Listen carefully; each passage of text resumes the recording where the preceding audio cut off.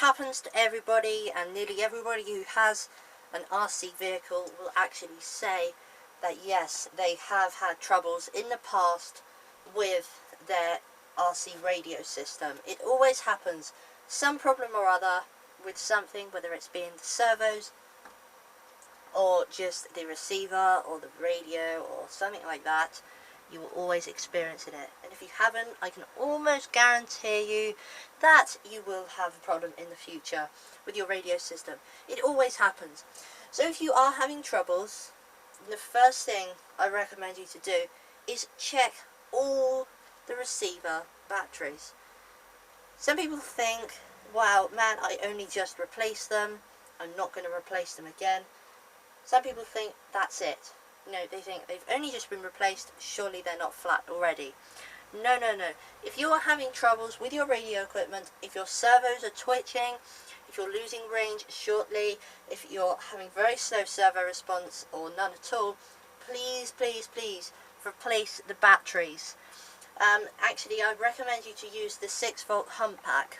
Okay, you can see basically one rechargeable NIMH 6-volt hump pack means that you get a lot longer runtime, and it's just generally more power for your servos. But if not, then try to use rechargeable AA batteries for your transmitter and receiver, because once again, with them you do get much more power from your servos, longer range, etc. So highly recommended by me to use rechargeable batteries.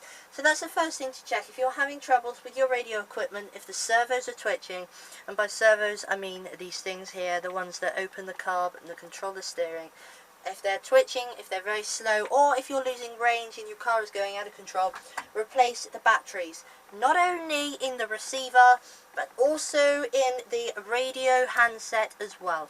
Replace these ones with the 8 AA sized batteries, and once again, if you can, I would strongly recommend you to use rechargeable ones. That's the first thing to check. Check all the batteries. Check that they are fully charged, or check that they are new. Okay then, next thing to check is all of your connectors. Now, by connectors I mean the ones on the battery and the ones off of the switch. And if we open the receiver, check all of the connectors in there. Okay, check all the connectors in the receiver as well. So if we have a look, you can see that all of these different things,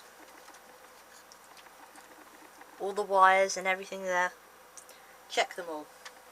Okay, check that all of these plugs, all of these connectors are completely put in there nice and securely.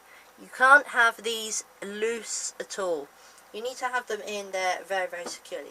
Also check your on-off switch.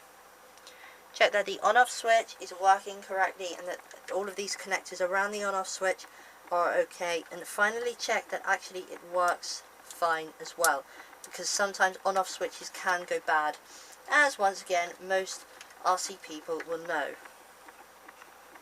Finally, check your crystals. Now, the crystals are not only in the receiver, the crystals are also in the radio transmitter as well. Now, you can find the receiver crystals usually on the rear here. Okay, now the crystals are basically something that looks like this. You can see. There we go. And you can see on here now, it tells you the frequency. Pull it out, and then just check all the connectors, and make sure also that it is pushed in nice and firmly.